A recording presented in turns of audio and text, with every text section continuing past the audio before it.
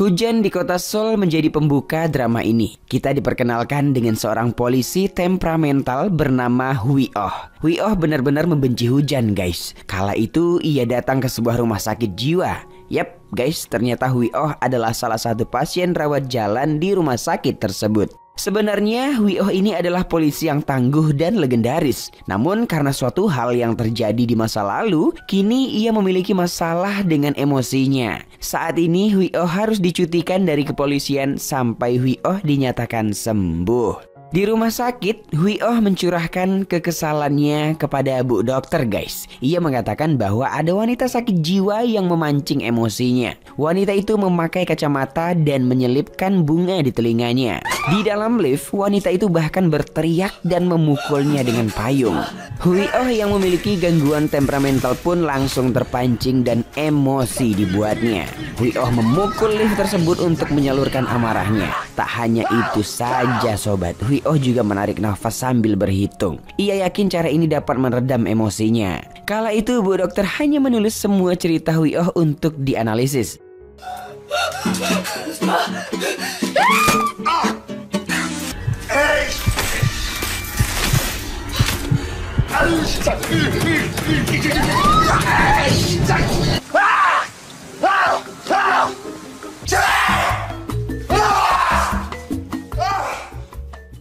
Beberapa menit kemudian, kini giliran wanita cantik ini yang konseling. Wanita dengan bunga di telinganya ini bernama Min Kyung.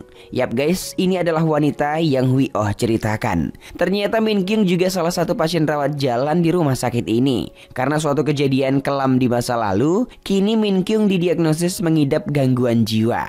Trauma masa lalunya membuat Min Kyung mudah panik dan mengalami delusi. Ia selalu khawatir apakah dirinya telah menutup pintu atau mematikan gas. Ia juga selalu curiga bahwa ada orang yang berniat untuk menjahatinya. Ketika hendak memasuki lift, orang itu jalan mendekatinya dengan amarah yang meledak-ledak. Karena panik, Min Kyung pun berteriak dan memukul orang tersebut dengan payung. Yap guys, orang aneh yang Min Kyung ceritakan adalah Hui Oh.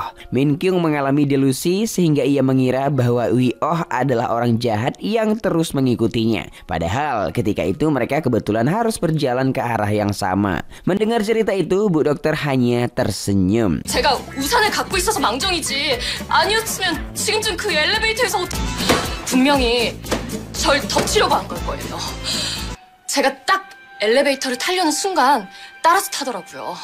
Nah lanjut ya, Min Kyung pun datang ke minimarket. Ia tak sengaja melihat Hui Oh sedang makan di sana guys. Ia kembali curiga bahwa Hui Oh mengikutinya. Ia kemudian menyuruh kasir minimarket untuk berhati-hati dengan Hui Oh. Mendengar itu, sang kasir pun kini waspada ya kan guys. By the way, kita sebut saja sang kasir ini sebagai Siti. 뒤에 있는 저 남자 조심하세요. Usai makan, Hui Oh pun sakit perut. Ia bertanya pada Siti di manakah toiletnya. Siti yang termakan omongan Min Kyung pun mengatakan bahwa di sini tidak ada toilet. Karena sudah mendesak, Hui Oh pun berlari untuk pulang.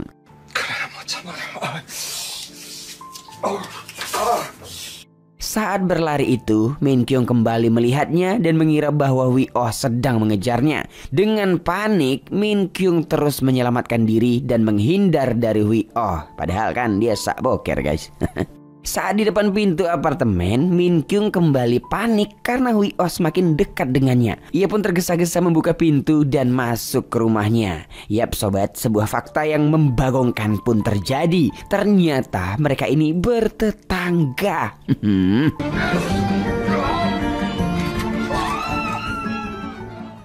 Di sisi lain, Hui Oh yang kebelet boker pun harus menahan cipiritnya guys. Tahu kalian cipirit? Iya. Ia kesulitan masuk ke rumahnya karena sang ibu yang tiba-tiba berkunjung. Saat sudah masuk ke rumah pun, Hui Oh harus berdrama dengan sang ayah yang berada di toilet guys. Sang ayah sempat ingin memukulnya karena mengira bahwa Hui Oh marah padanya. Karena sudah tak tertahankan lagi, Hui Oh akhirnya cipirit di celana guys. Aduh.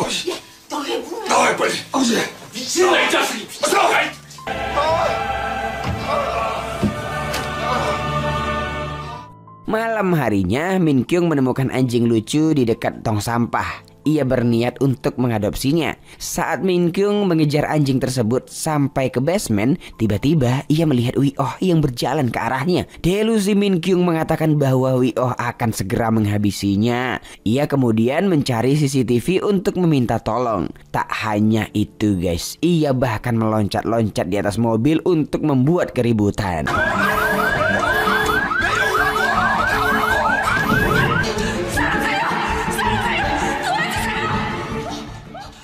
Wi Oh pun heran, ngapalah Min Kyung sepanik itu padahal ia tak berniat jahat sedikit pun. Karena Min Kyung loncat di atas mobilnya, amarah Wi Oh pun jadi meledak-ledak.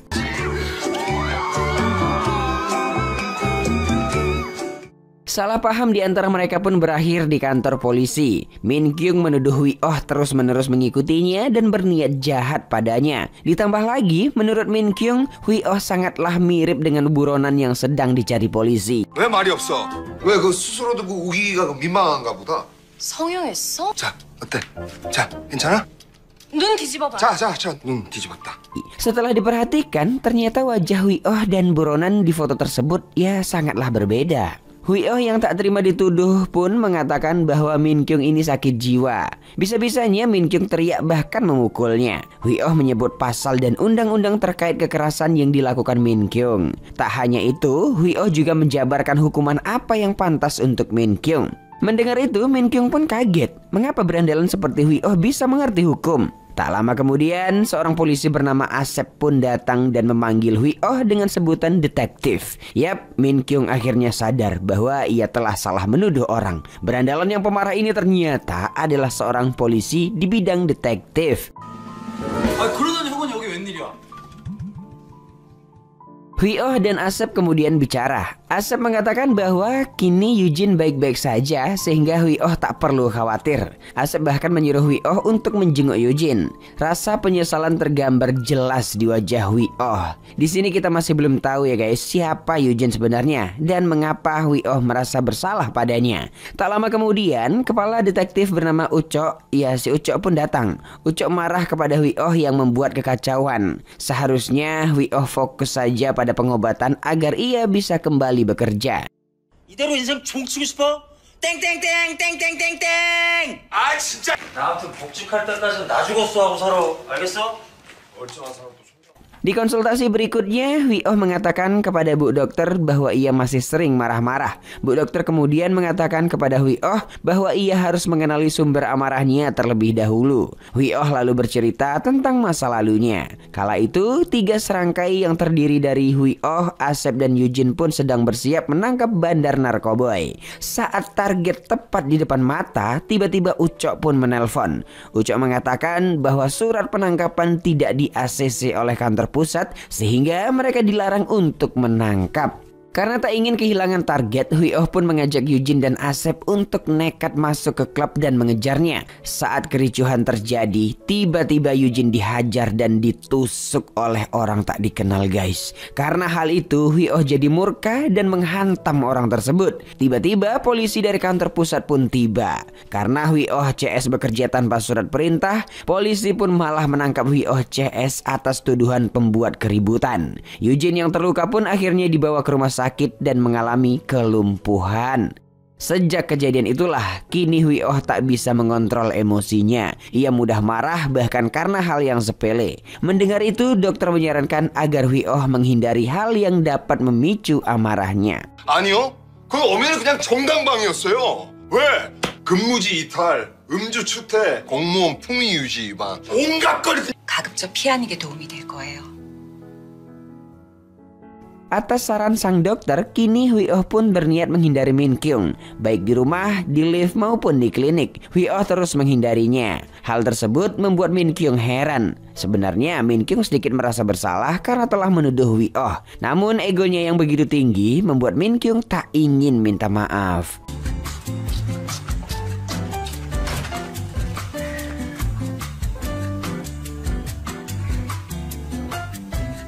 수상한 짓이야. 빨리 타. 싫어. 안 타. 혼자 타.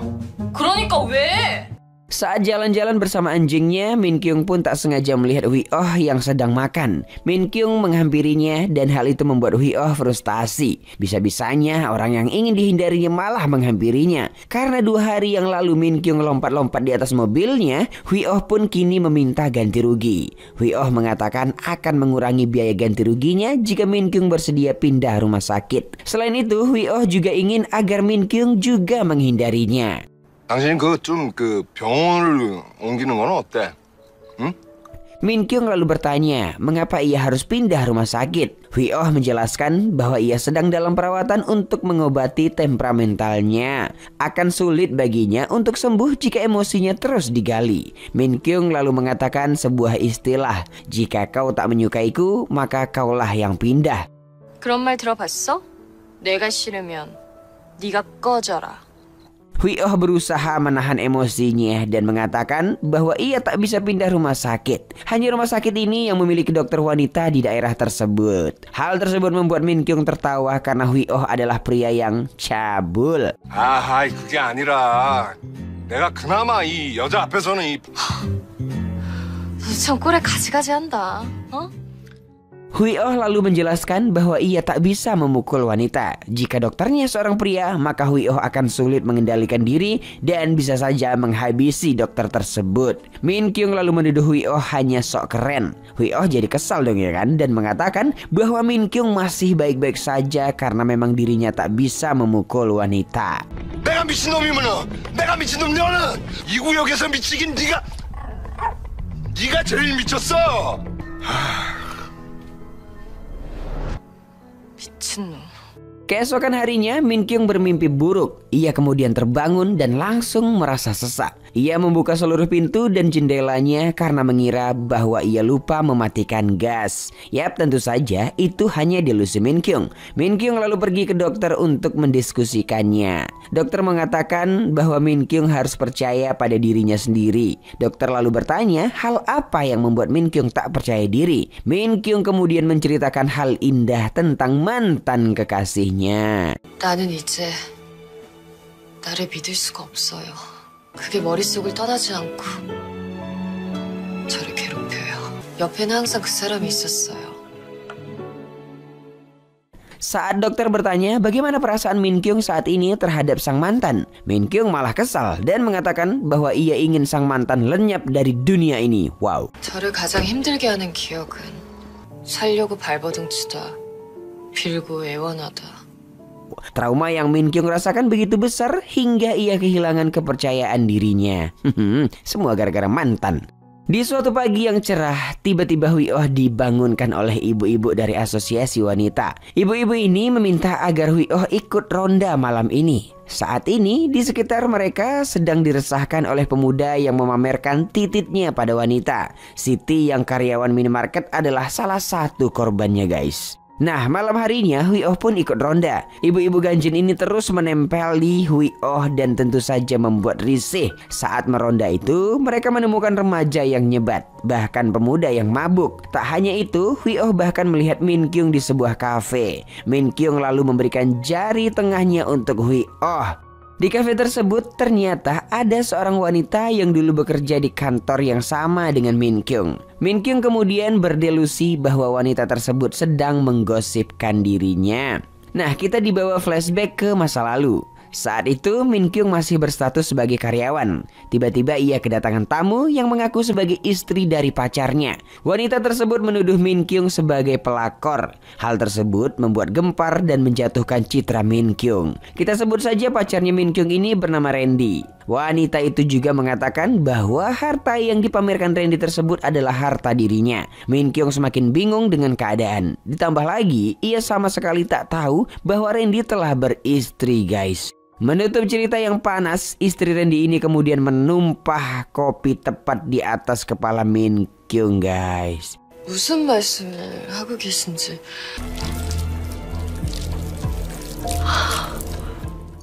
Malamnya Min Kyung pun ketemuan dengan Randy. Randy menjelaskan semuanya bahwa pengakuan wanita tersebut adalah hoax. Ia memang pernah menikah namun kini telah bercerai. Ia ingin Min Kyung menerimanya kembali. Min Kyung lalu pura-pura ingin menelpon wanita tersebut dan hal itu membuat Randy panik. Kepanikan Randy adalah jawaban bahwa Randy masih berstatus sebagai suami orang. 민경아, 야 민경 왜 그래? 진짜 이혼했다니까. 그 여자 제정신 아니라니까. 이혼했다고. Saat perjalanan pulang, Min Kyung mendapat notif pesan. Ternyata Randy mengirimkan video vulgar saat pacaran. Randy mengancam akan mempublikasikan video tersebut jika Min Kyung tak nurut padanya. Randy lalu menyuruh Min Kyung masuk ke mobilnya. Sifat dajal Randy pun keluar guys. Ia bahkan tega menjambak rambut Min Kyung. Min Kyung hanya bisa menangis dan minta maaf kala itu. Yap, itulah penggalan rasa trauma yang dipendam Min Kyung saat ini. 야 말해보라고. 아까처럼 씨부려 보라고 미친년아. 어? 왜 사람 말을 안 들어? 야 너 내가 웃음냐?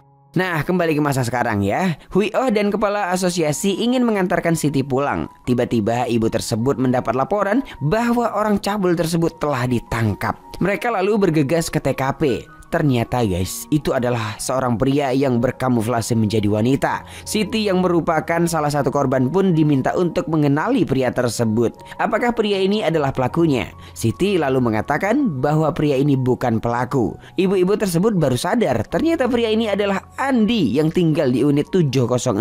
Mereka tak menyangka bahwa saat malam hari Andi akan berubah menjadi Ani. 705 총각? 맞지? 맞지? 어머. Ibu-ibu lalu meminta agar Andi ditangkap saja. Belakangan ini marak kasus kejahatan pria yang menyamar menjadi wanita. Di sini Hui Oh sedikit membela bahwa Andi tak seharusnya ditangkap. Tak masalah jika Andi berubah menjadi Ani, selagi itu tak merugikan orang sekitar. Saat pulang ke apartemen, Hui Oh melihat Min Kyung yang sedang menggedor pintu rumahnya. Ternyata Min Kyung ingin meminta tolong pada Hui Oh untuk mencari anjingnya. Ternyata sang anjing telah menghilang sejak pagi tadi, di mana Min Kyung sesak nafas dan membuka seluruh pintu jendela. Karena Hui Oh menolak untuk membantunya, Min Kyung pun akhirnya menuduh bahwa Hui Oh lah yang mencuri anjing tersebut. Ketidaksukaan Hui Oh pada Min Kyung bisa menjadi motif hal tersebut. 내가 뭘 그렇게 잘못했는데 내가 뭘 잘못했어? 빨리 찾아내. 내 강아지 어쨌어? 말 못한 짐승이 무슨 죄가 있다고? Tak terima dituduh begitu, Hui Oh pun menunjukkan fotonya yang sedang meronda dengan ibu-ibu. Hal ini membuat Min Kyung terdiam. Min Kyung kemudian memohon dengan tulus, namun Hui Oh mengabaikannya. Karena kesal guys, Min Kyung pun bertekad untuk menghancurkan mobil Hui Oh.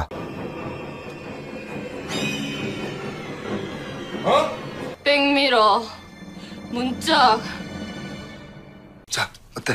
자, 괜찮아? 눈 뒤집어봐. 자, 눈 뒤집었다.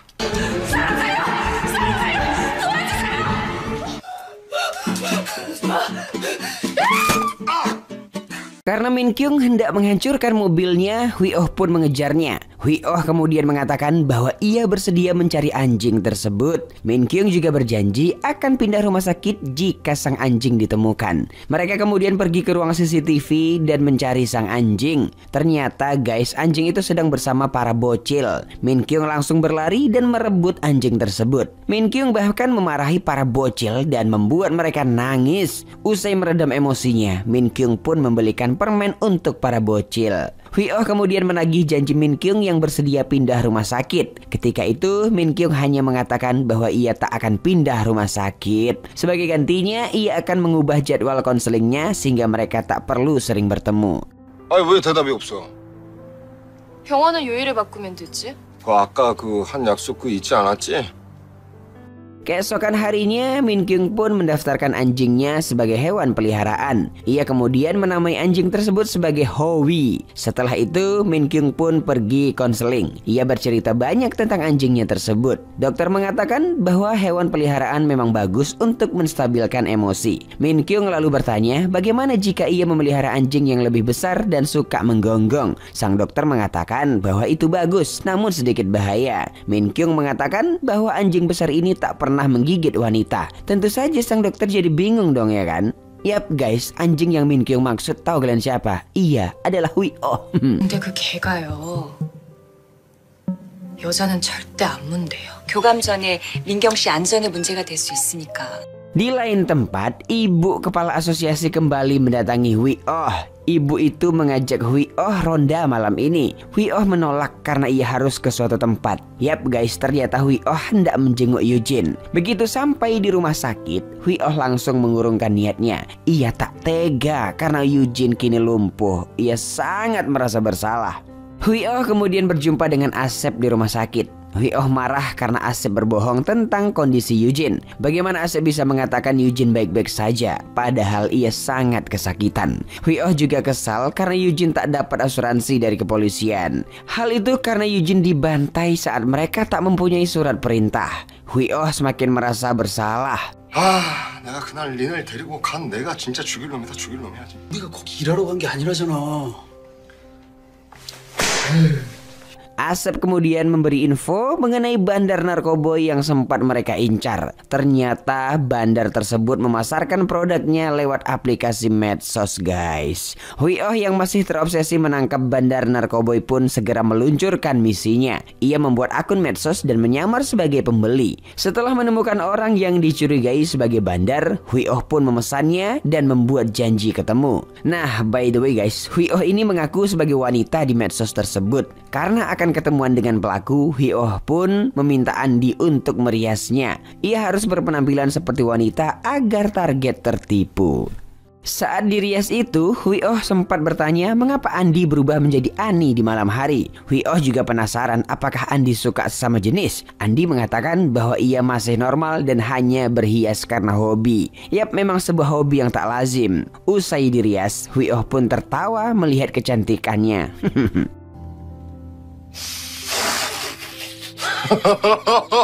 헬로 휘트님.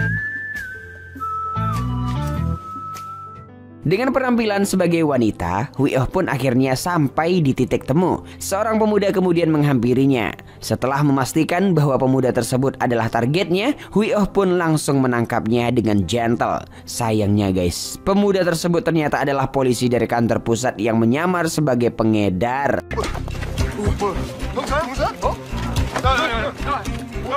Yap, masing-masing dari mereka sama-sama melakukan penyamaran. Hui Oh menyamar sebagai pembeli, sedangkan polisi ini sebagai pengedar. Karena kejadian ini, polisi dari kantor pusat pun meminta Hui Oh untuk tak ikut campur lagi dalam penangkapan bandar narkoboy.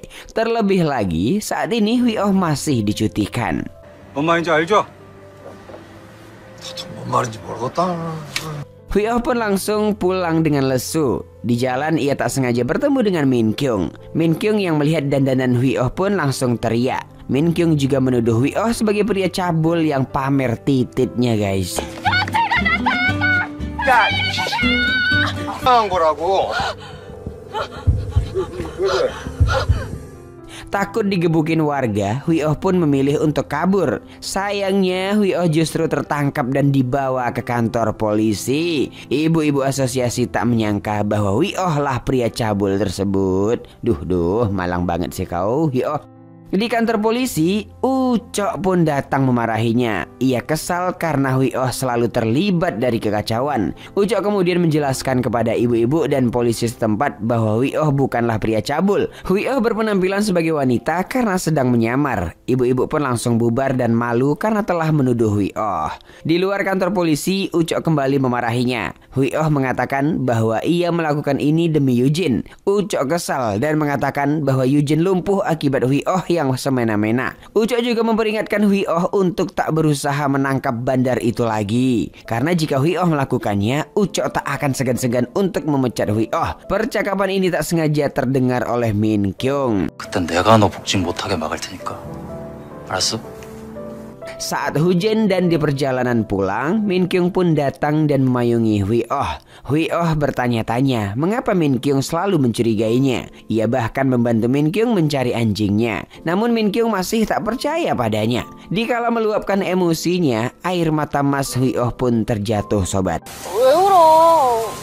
울지 마.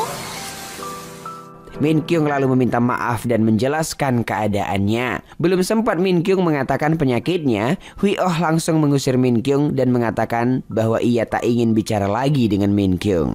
Min Kyung kemudian pergi dengan sedih. Saat itu tiba-tiba seorang pria muncul di hadapannya.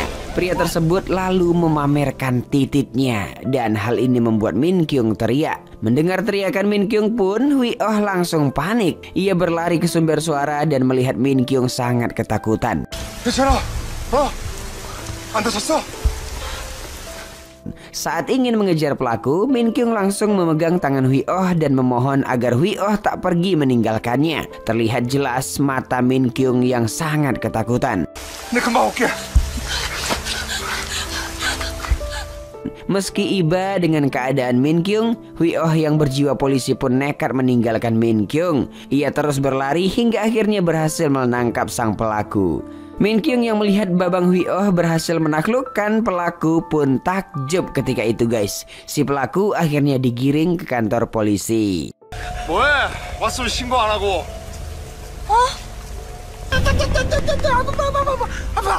가만히 있어. 너 팔 부러진다. Saat perjalanan pulang, Min Kyung pun terus mengikuti Hui Oh dari belakang. Hui Oh menyadari hal itu dan meminta Min Kyung mengutarakan isi pikirannya. Hui Oh juga mengatakan bahwa Min Kyung tak perlu berterima kasih karena hal ini memang tugasnya sebagai polisi. Karena suasana yang sedikit mencair, Min Kyung pun akhirnya menjelaskan kondisinya. Ia mengatakan bahwa ia mudah panik dan sering berdelusi. Hal itulah yang membuatnya harus pergi ke rumah sakit jiwa. Hui Oh lalu bersyukur karena gangguan jiwa Min Kyung hanya hal sepele seperti itu. Ternyata selama ini Hui Oh mengira bahwa Min Kyung memiliki kepribadian ganda, sosiopat atau bisa saja psikopat. Mendengar itu Min Kyung pun sedikit merajuk. Setelah dibujuk, Min Kyung pun akhirnya mau melanjutkan perjalanan. 당신 캐릭터 다 파악돼가지고 이제 더 이상 화날 것도 없어. 그 알짱거리는 게 더... Hui Oh bahkan sempat mengajari teknik pernafasan sambil berhitung jika serangan panik terjadi. Saat latihan pernafasan itu, baik Hui Oh maupun Min Kyung malah saling menatap. Hal ini menimbulkan getaran cinta di antara mereka guys.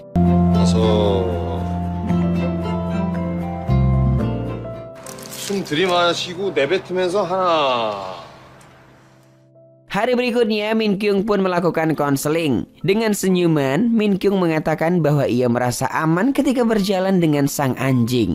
Dokter tersenyum senang karena Min Kyung ada kemajuan saat memelihara Howie. Min Kyung lalu mengatakan bahwa anjing yang ia maksud bukanlah Howie, melainkan anjing besar yang tak menggigit wanita. Yap, itu adalah Hui Oh, bukan Howie. Sejak tatap-tatapan malam itu, Hui Oh juga tak berhenti memikirkan Min Kyung. Hui Oh mengatakan pada sang dokter bahwa ia ingin lebih ekstra dalam penyembuhannya. Pepatah mengatakan jika tak bisa dihindari maka hadapilah, atau jika tak bisa dihindari maka nikmatilah. Hui Oh akhirnya memutuskan untuk berdamai dengan keadaan dan menikmatinya saja. Ia akan marah jika ingin marah dan akan menangis jika ingin menangis. Semoga cepat sembuh ya bang. 싸우는 걸 즐기게 되는 경지에 이르렀죠. Saat perjalanan pulang, ibu-ibu asosiasi pun menghampiri Hui Oh. Mereka berterima kasih karena Hui Oh berhasil menangkap pria cabul. Tak hanya itu, mereka juga meminta maaf karena sempat menuduh Hui Oh sebagai pria cabul tersebut. Hui Oh menyarankan agar ibu-ibu ini meminta maaf pada Andi alias si Ani, karena Andi juga pernah dituduh. Saat di rumah, tiba-tiba Kang GoFood datang membawakan banyak makanan. Hui Oh menolak karena ia tak pernah memesan makanan tersebut. Ternyata itu adalah pesanan Min Kyung yang salah alamat. Sebenarnya si Min Kyung sengaja menaruh alamat Hui Oh agar mereka bisa makan bareng.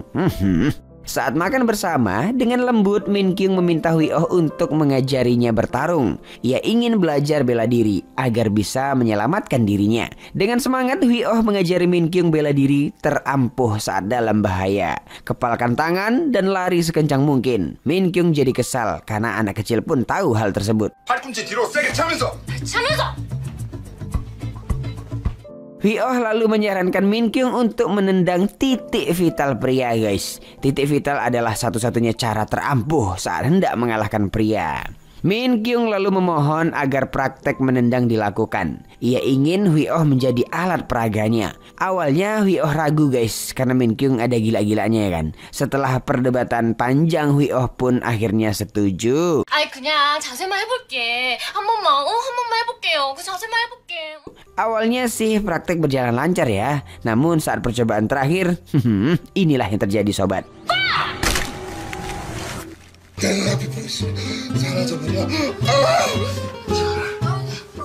Akibat tendangan maut Min Kyung, kini Hui Oh harus menahan kesakitan. Sesekali Min Kyung mengirimkan makanan sebagai permintaan maaf. Saat berjalan malam hari, Min Kyung juga bertanya apakah Hui Oh bersedia mengajarinya kembali. Hui Oh yang trauma pun langsung menolak permintaan tersebut. Hal ini membuat Min Kyung jadi kesal. Ketika hendak menaiki lift, tiba-tiba Min Kyung memanggil Hui Oh dengan sebutan sayang. Anjay. Ternyata kala itu ada pria aneh di dalam lift. Hui Oh yang ngerti dengan keadaan pun rela berakting sebagai pacar Min Kyung. Pucat pasti terlihat di wajah Min Kyung guys. Ia bahkan memegang lengan Hui Oh saking ketakutannya. Dengan menggunakan helm, pria itu terus mengikuti Hui Oh dan Min Kyung sampai ke depan apartemen. Suasana sangat mencekam kala itu. Di tengah overthinking yang berlebih, tiba-tiba sang pria cosplay menjadi superhero. Yap guys, ternyata pria itu berasal dari unit sebelah dan menjadi superhero untuk menghibur anaknya.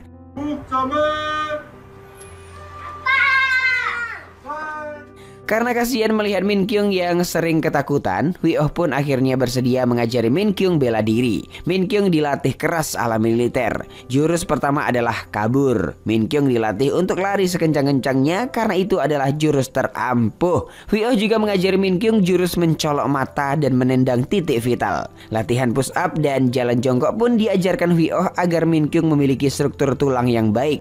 나는 오늘 훈련을 맡은 노이용 교관이다. 이민경 훈련생.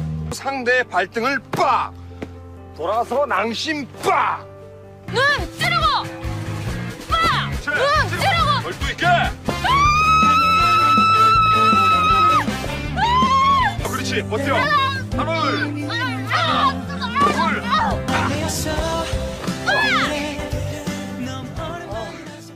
Saat istirahat, Min Kyung dan Hui Oh pergi ke minimarket. Siti bingung dong ya kan, mengapa dua orang yang katanya gila ini bisa akur padahal sebelumnya mereka seperti Tom and Jerry ya kan. Siti lalu memberikan coklat untuk Hui Oh sebagai tanda terima kasihnya karena telah menangkap orang cabul. Mereka bertiga pun makan es krim bersama akhirnya. Siti bercerita bahwa ia sangat mengagumi Hui Oh dan sebenarnya ia ingin menjadi polisi. Ia kerja part-time di minimarket demi mengumpulkan uang. Pria cabul yang ditangkap kemarin ternyata meminta damai dengan para korban. Seketika Min Kyung kesal mengapa jalan damai harus dilakukan. Hui Oh mengatakan bahwa itu hanyalah opsi. Damai atau tidaknya hanya korbanlah yang dapat menentukan. Saat perjalanan pulang, Hui Oh mengajak Min Kyung untuk makan malam bersama.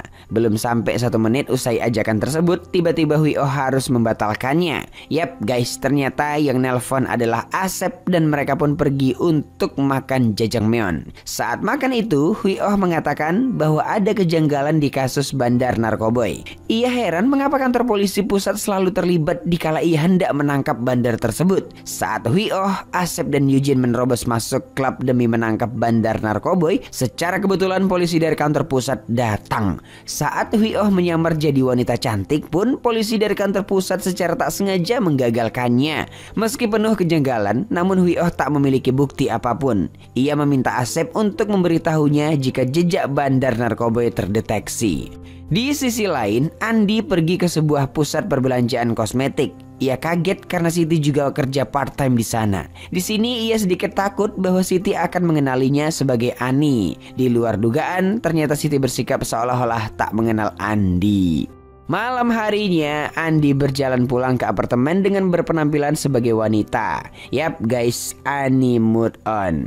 Saat perjalanan pulang tersebut, Ani tak sengaja bertemu Hui Oh. Mereka pun jalan bersama sambil cerita tentang ini dan itu. Keakraban mereka terlihat oleh Min Kyung dan membuatnya salah paham. Ia mengira Hui Oh membatalkan janji makan malam karena Hui Oh ingin berkencan. Ani yang melihat raut cemburu di wajah Min Kyung pun langsung bermesraan dengan Hui Oh. Ani percaya rasa cemburu adalah ramuan ajaib dalam menyatukan cinta. Ani berharap perlakuannya ini dapat mempersatukan Hui Oh dan Min Kyung secepatnya. 몰라 어떡해. 저 여자가 나 질투하나 봐. 질투만큼 사랑을 불붙게 하는 건 없다고. Karena melihat wajah Min Kyung yang bete habis, Hui Oh pun menghampirinya. Hui Oh menjelaskan bahwa Ani itu adalah Andi dari unit 706. Mereka hanya berteman dan bukan pacaran. Mendengar penjelasan itu, Min Kyung pun senyum-senyum sendiri sobat. Keesokan harinya, sebuah surat datang ke rumah Min Kyung. Itu adalah surat pengajuan jalan damai. Yap guys, karena berselisih dengan sang mantan, kini mantan pun dipenjara. Keluarga Randy pun tak henti berusaha agar jalan damai dapat terlaksana. Min Kyung lalu menelpon pihak pengadilan dan bertanya mengapa surat ini bisa sampai padanya. Bukankah pihak pengadilan telah berjanji untuk menjaga privasi Min Kyung? Pihak pengadilan pun mengatakan bahwa mereka tak pernah memberitahu alamat tersebut. Kini Min Kyung jadi panik karena alamat rumahnya telah bocor. Ia kemudian menelpon real estate untuk menjual rumahnya. Min Kyung memutuskan untuk pindah dan melarikan diri. Pihak real estate mengatakan bahwa mereka mungkin butuh waktu yang lumayan lama karena harga apartemen sedang anjlok. 죄송합니다. 제가 급하게 사정이 좀 생겨서. Di hari yang sama, ibu-ibu dari asosiasi wanita meminta warga setempat untuk rapat bersama. Mereka membahas tentang usulan mengganti nama apartemen agar harga bisa naik. Yap guys, Min Kyung yang biasanya tak peduli tiba-tiba mengusulkan ide briliannya. Ia harus melakukan hal apapun agar rumahnya bisa terjual dan ia pindah secepatnya. 생각합니다. 저평가된 우리 아파트 값을 하루빨리 정상화할 수 있도록. 기사님, 센트럴 메종 마포로 가주세요. 마포 노블레스 센트럴 리버로 가주세요. 센트럴 포레스트로 가주세요. Hui Oh yang mendengar Min Kyung ingin pindah pun jadi terdiam. Ia bertanya, mengapa Min Kyung tiba-tiba ingin pindah? Min Kyung hanya mengatakan bahwa ia harus pindah untuk melarikan diri. Seperti yang selalu Hui Oh katakan, kaburlah sebelum tertangkap. Di tengah malam, tiba-tiba bel rumah Min Kyung berbunyi guys. Saat mengintip siapakah tamu tersebut,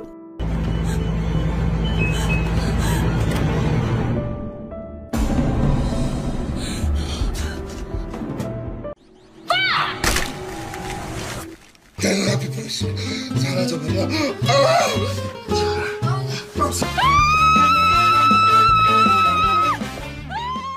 Di tengah malam, tiba-tiba bel rumah Min Kyung berbunyi. Saat mengintip siapakah tamu tersebut, tiba-tiba, yap guys, ternyata itu adalah calon pembeli rumah Min Kyung. Perwakilan dari real estate malah membawa calon pembeli di tengah malam. Min Kyung sempat marah karena hal itu. Setelah selesai melihat-lihat rumah, calon pembeli pun pulang. Nah, keesokan harinya, Min Kyung mengambil sepatu Hui Oh yang telah dibuang. Ia meletakkan sepatu tersebut di depan rumah. Ia berharap orang-orang akan mengira bahwa ia tak tinggal sendiri. Dengan begitu, orang-orang akan berpikir dua kali sebelum mencelakainya. Sayangnya, ternyata aksi Min Kyung yang mengambil sepatu Hui Oh itu dilihat oleh ibu-ibu setempat. Mereka kemudian mengadukannya kepada Hui Oh. Karena Hui Oh ingin modus bicara dengan Min Kyung, Hui Oh pun pura-pura marah dan hendak mengambil kembali sepatu itu.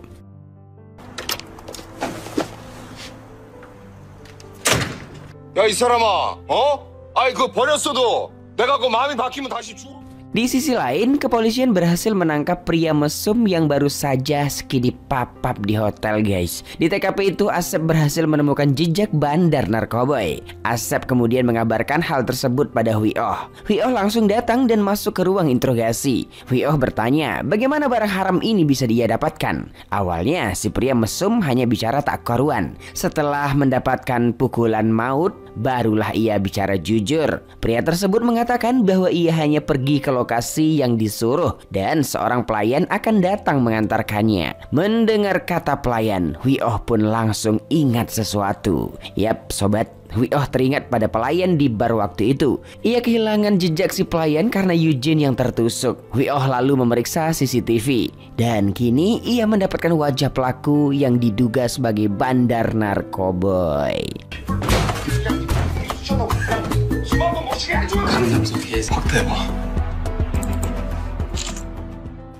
Saat Hwi Oh hendak pergi ke suatu tempat, ia tak sengaja melihat Min Kyung yang kesusahan. Ternyata kala itu Min Kyung baru saja mengubah sandi rumahnya, namun ia malah melupakannya. Hwi Oh lalu menelpon jasa bobol kunci dan meminta Min Kyung istirahat saja di rumahnya. Min Kyung tak perlu takut karena ia akan pergi. 우리 집 뭐 들어가 있든가. 나 안 그래도 지금 뭐 나가려는 참이니까. 여기 백오동 그 506호예요. 예, 알겠습니다. 예. Beberapa saat setelah Min Kyung memasuki rumah Hwi Oh, Min Kyung pun tertidur. Ternyata guys, kala itu ibunya Hwi Oh datang berkunjung. Sang ibu kaget dong ya kan melihat ada seorang wanita tidur di sana.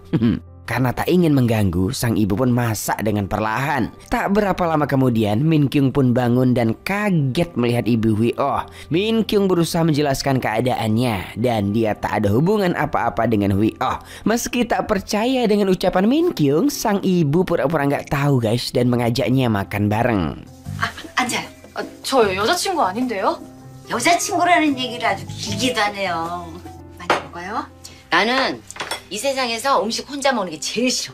Baru makan beberapa suap, Hwi Oh pun pulang ke rumah. Ia kaget melihat Min Kyung dan ibunya makan bersama. Hwi Oh mengatakan bahwa ia hanya meminjamkan rumahnya sebentar. Ia kemudian meminta Min Kyung untuk segera pergi. 한 숟가락밖에 안 먹었어. 먹었어. 빨리 일어나. 빨리.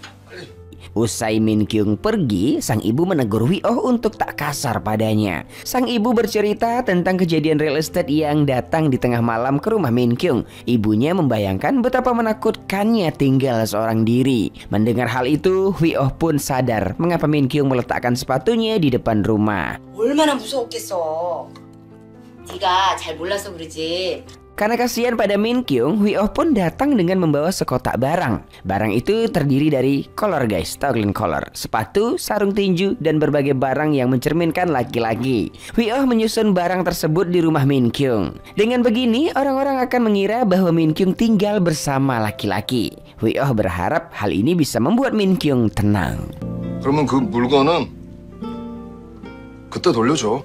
그래, 이 정도는 돼야 이 남자 사는 집이다 하지. Mereka kemudian minum soju bersama. Hwi Oh meminta Min Kyung jangan pindah jika itu karena dirinya. Ia mengaku bahwa ia telah terbiasa dengan Min Kyung. Min Kyung lalu mengatakan bahwa Hwi Oh bukanlah alasannya. Saat sudah mabuk, Min Kyung pun menceritakan kisah kelamnya. Betapa pilu dan sakitnya kala itu. Bahkan setelah apa yang menimpa dirinya, masyarakat malah memfitnahnya dan menyatakan bahwa ialah yang bersalah. Dia benar-benar wanita yang kotor. 년, 독한 년, 나쁜 년. Hwi Oh lalu kesal dan marah. Mengapa Min Kyung hanya diam saja saat semua orang memfitnahnya? Dengan pilu, Min Kyung mengatakan bahwa itu hal yang sia-sia. Dulu ia memang pernah membela diri, namun masyarakat hanya percaya apa yang ingin mereka percayai. Hwi Oh lalu menghibur Min Kyung. Ia mengatakan bahwa masyarakat iri dengan kecantikan Min Kyung. Itulah sebabnya mereka terus memfitnah. Mendengar itu guys, Min Kyung pun tertawa. 전원일기? 네, 그러니까 그런 말 그거 너무 믿지 마. 당신이 너무 예뻐서 질투하느라. Min Kyung lalu bertekad untuk menggila. Ia ingin melakukan semuanya sesuka hati. Ia akan mulai bersikap bodoh amat dengan tanggapan warga. Setelah menatap Hwi Oh dengan dalam, Min Kyung yang mabuk pun mengajaknya skidi papap guys. Tahu kalian kan? Hwi Oh kaget kan dan kesal dengan ajakan Min Kyung itu. Meski Min Kyung memutuskan untuk menggila, namun tidur dengannya bukanlah hal yang tepat. 뭐 자면은 그게 뭐 막 사는 거냐 그게? 어? Saat dimarahi itu, Min Kyung pun meracau guys. Yap, ternyata kini Min Kyung sangat mabuk.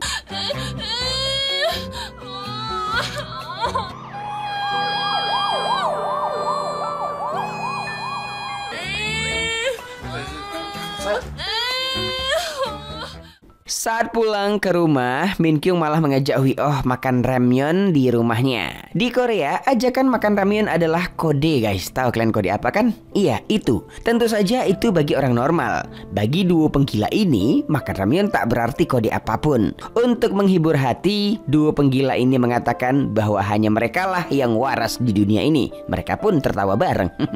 정상이 아닌 것 같아. 우리 둘만 빼고. 그치? 욕한 거? 욕한 거 맞구만. Di sisi lain, Andi yang berkamuflase menjadi Ani pun pergi ke bar. Tak disangka, ternyata Siti juga part-time di sana. Siti kemudian datang dan memberikan kartu Andi yang terjatuh. Di sini, Siti mengaku bahwa dirinya tahu bahwa orang yang datang ke toko kosmetik waktu itu adalah Andi. Andi bertanya mengapa Siti pura-pura nggak mengenalnya. Siti kemudian mengatakan bahwa itu adalah tata krama sebagai part-time. Akan lebih baik jika dirinya pura-pura tidak mengenal pelanggan. Andi pun bertanya kembali apakah Siti tak menganggapnya aneh dan menakutkan. Siti mengatakan bahwa satu-satunya yang menakutkan hanyalah kemiskinan. Andi pun tersenyum dan mengatakan bahwa ia sangat bangga pada Siti yang kerja part-time di banyak tempat. 전 가난 말고 무서운 거 하나도 없어요. 여러모로 신기하네.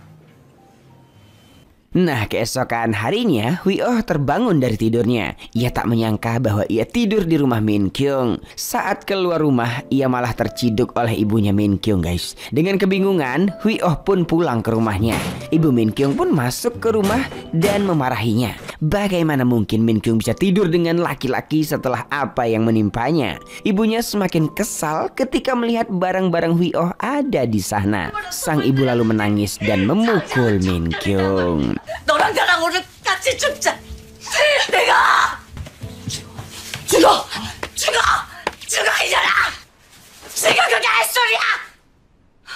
Saat udah tenang, sang ibu meminta Min Kyung untuk berdamai dengan Randy. Min Kyung kesal mengapa sang ibu bisa mengatakan hal demikian. Ia kecewa karena sang ibu bisa memaafkan Randy yang telah menyakitinya. Ia bahkan memfitnah sang ibu telah menerima suap. Ibunya lalu mengatakan bahwa ia tak ingin melihat putrinya seperti ini lagi. Ia hanya ingin Min Kyung melupakan semuanya dan hidup dengan tenang. 지금 네 꼴 좀 봐. 어떤지. 방구석에 틀어박혀서 언제까지 네 애미 피말릴 거냐고. Sang ibu kemudian pergi ke rumah Hui Oh. Ia lalu memperingatkan Hui Oh untuk tak macam-macam pada Min Kyung. Ia bahkan rela mengoyak tubuh seseorang yang berani menyakiti putrinya. Di sini Hui Oh sadar bahwa sang ibu tak bermaksud jahat. Sang ibu hanya bersikap tegas agar putrinya tak disakiti. Hui Oh lalu mengatakan bahwa dirinya adalah seorang polisi. Ia akan menjaga Min Kyung dengan sepenuh hati. Dengan begini sang ibu tak perlu lagi khawatir. 그러니까 호이도 있고 그리고 또 저도 있고. Ibu Min Kyung pun menangis, guys. Ini adalah pertama kalinya ia bisa mempercayai orang lagi. Sang ibu lalu menitipkan Min Kyung pada Hui Oh. 우리 민경이 좀 처음으로 사람 한번 믿어보려고. Oke, kita lanjut. Min Kyung dan Hui Oh pun jalan-jalan. Min Kyung mengatakan bahwa Hui Oh sangat mirip dengan Hulk. Pemarah namun gentleman. Anjay. Dari semua karakter Avenger, Hulk lah yang paling Min Kyung suka. Itu adalah isyarat bahwa Min Kyung menyukai Hui Oh. Gelembung cinta dan awan merah muda pun hadir di antara mereka, guys. 난 그중에서 헐크가 제일 멋있더라.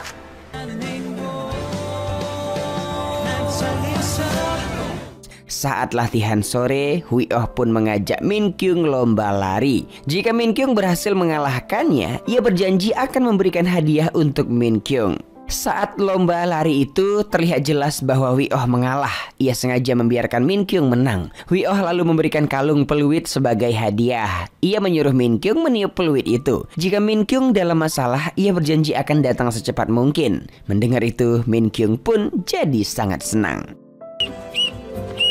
아 싫어. Keesokan harinya, orang dari real estate pun datang kembali ke rumah Min Kyung. Kali ini mereka membawa calon pembeli yang berbeda. Calon pembeli ini adalah seorang ibu-ibu kaya raya guys. Usai orang dari real estate pergi, si ibu ini pun mengajak Min Kyung bicara. Yap sobat, ternyata ibu ini adalah emaknya si Randy. Mengetahui hal itu, Min Kyung pun langsung pucat. Mereka kemudian pergi ke kafe. Dengan lemah lembut, si ibu ini meminta Min Kyung berdamai. Ia juga meminta Min Kyung untuk menjadi menantunya. Bagaimanapun juga, ia memiliki anak perempuan dan ia tak ingin anaknya bernasib sama dengan Min Kyung. Ditambah lagi, Min Kyung dan Randy pernah menjalin kasih. Tak ada salahnya jika mereka menikah. 그러니까 우리 새아가 합시다. Dengan tegas, Min Kyung mengatakan bahwa ia tak akan pernah berdamai. Min Kyung juga berdoa agar anak perempuan si ibu bernasib sama dengannya. 부디 따님이 남친한테 속아서 욕먹고 얻어맞고. Si ibu tutup poin dan bertanya pada Min Kyung berapa uang yang Min Kyung inginkan. Min Kyung lalu mengancam guys bahwa ia akan membuat si Randy mendapatkan hukuman yang lebih berat lagi jika si ibu terus menemuinya. 더 강력하게 처벌해달라고 탄원서 넣을 테니까 그렇게 알고 계세요. Min Kyung pulang dengan begitu sedih.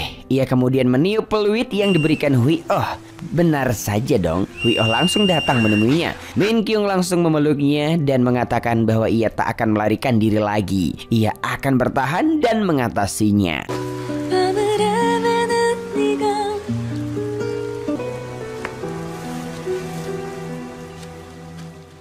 Di rumah, Min Kyung menceritakan semuanya. Ia bertekad tak jadi pindah. Bagaimanapun usahanya kabur, alamat rumahnya akan terus ditemukan. Tak hanya itu, Min Kyung juga berencana untuk bergabung dengan ibu-ibu asosiasi.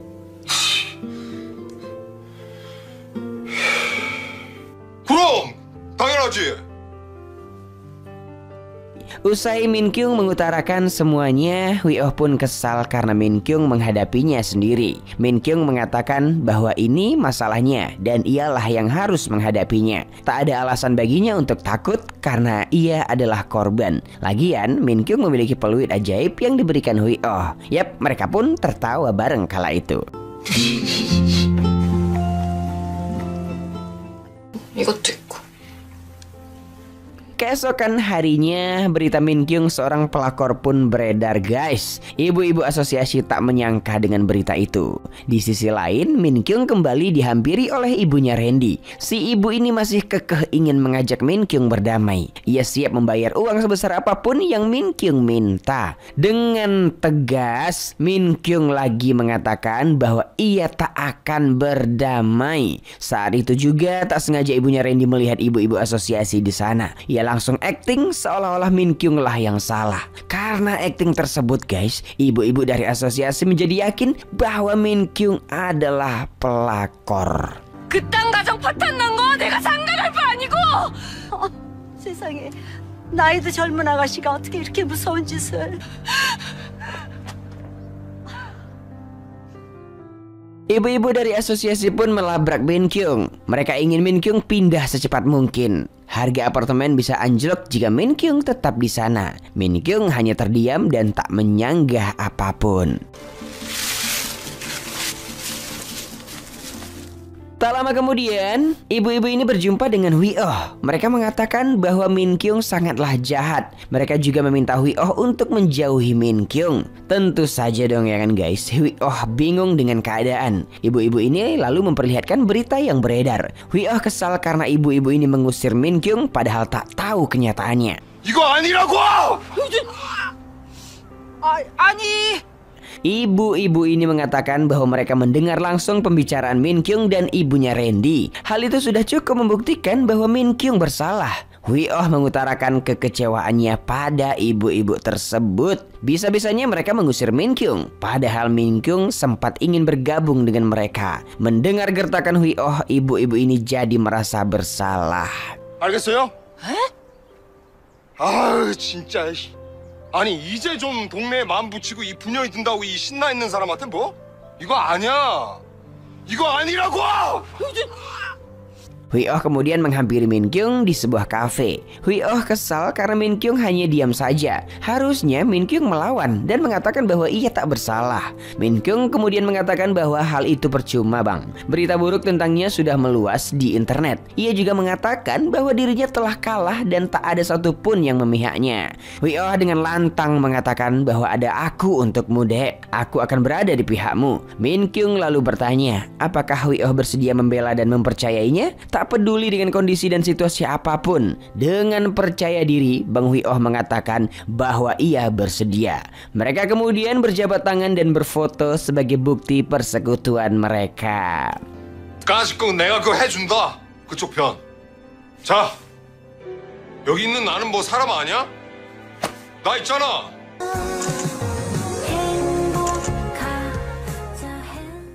Malam harinya, seekor buaya darat datang ke minimarket. Buaya itu adalah mantan Siti. Kebetulan Mas Andi juga datang ke sana guys. Siti lalu memanggil Mas Andi dengan sebutan Cagia. Ia ingin terlihat bahagia meski telah putus dengan si buaya. Mas Andi dan Siti pun pulang bareng. Mereka bicara ini dan itu. Saat ada live musik di pinggir jalan, Siti pun bernyanyi. Ternyata Siti menyimpan suara yang begitu merdu. Baik Mas Andi ataupun penonton jadi terkesima dibuatnya.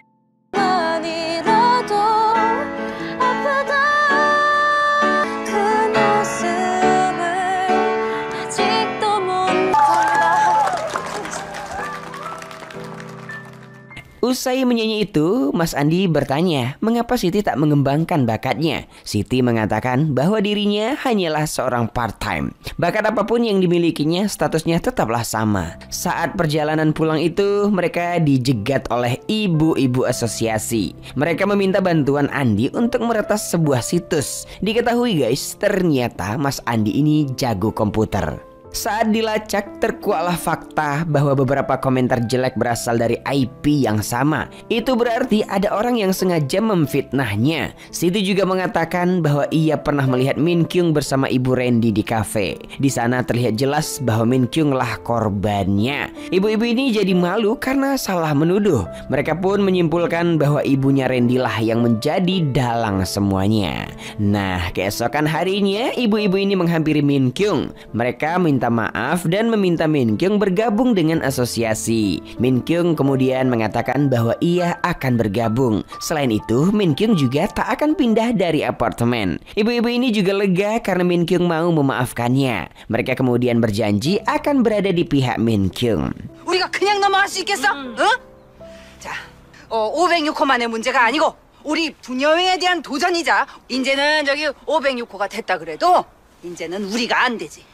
아닌 거 알았으니까 됐어요. Ibu-ibu ini kemudian melabrak ibunya Randy sobat. Mereka mengatakan semua kebusukannya. Tak hanya tentang anaknya yang jahat, tapi juga tentang hartanya yang tak ada.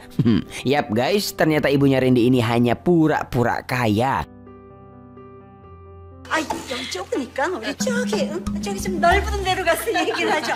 Ibu-ibu asosiasi ini kemudian meminta ibunya Randy untuk menghapus semua komentar jelek di internet. Jika tidak, mereka akan menghancurkan keluarga tersebut. Karena takut ya kan, ibu Randy pun segera menurutinya. Karena sukses dengan misinya, ibu-ibu ini mengajak Min Kyung minum bersama. Hal ini juga sebagai penyambutan Min Kyung sebagai anggota baru. Pulang dari minum-minum tersebut, Min Kyung pun meniup peluit dan menelpon Hui Oh. Ia mengatakan bahwa dirinya sangat membutuhkan Hui Oh. Hui Oh pun datang ke rumah Min Kyung. Min Kyung meminta Hui Oh untuk membacakannya sebuah cerita agar ia bisa tidur. Dengan polosnya, abang Hui Oh pun bercerita. Melihat wajah cantik yang tertidur itu, Hui Oh pun mendekat. Tanpa sadar guys, Min Kyung malah membuka matanya. Bibir mereka pun bersilaturahmi kala itu dengan begitu indahnya.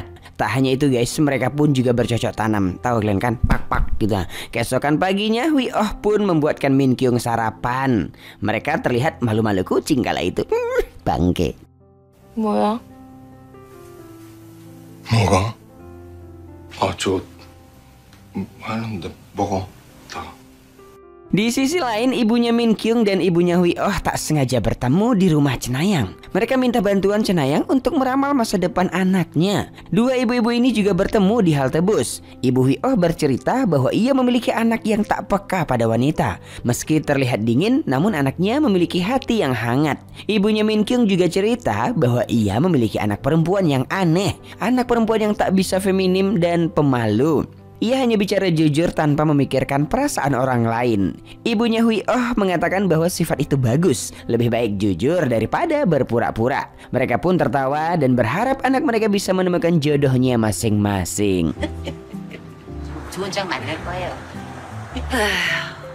Di sini mereka masih belum tahu ya kan bahwa anak mereka saling mengenal dan sedang dekat. Malam harinya, Min Kyung ikut kegiatan ronda bersama Hui Oh dan ibu-ibu asosiasi. Mereka mendapati bocil, nyebat, dan pemuda mabuk kala itu. Dengan sifat curigaannya, Min Kyung sering salah menuduh orang. Hal itu membuat Hui Oh frustasi. Namun ia tak bisa marah karena Min Kyung adalah pujaan hatinya. 안전해. 절도. 잡아야 돼. 진짜 현행범. 그러다 불나면 큰일 나는데. 아이 아니야 핸드폰 불빛이잖아. 왜? 저기요.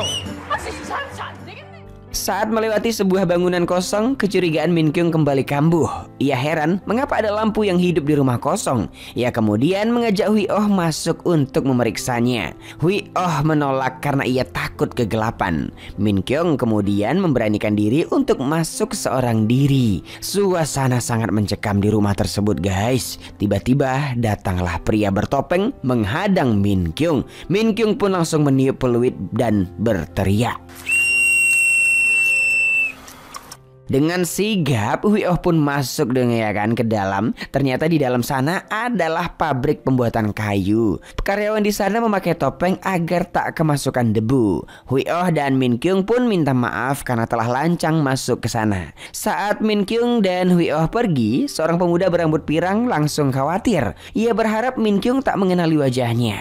Yap guys, pria ini adalah bandar narkoba yang selama ini Hui Oh cari. Saat perjalanan pulang, Min Kyung masih saja curiga. Ia berspekulasi bahwa rumah itu adalah gudang narkoboy. Ibu mencium bau mencurigakan di sana. Karena Hui Oh tahu Min Kyung sering berdelusi, Hui Oh pun tak terlalu menanggapinya.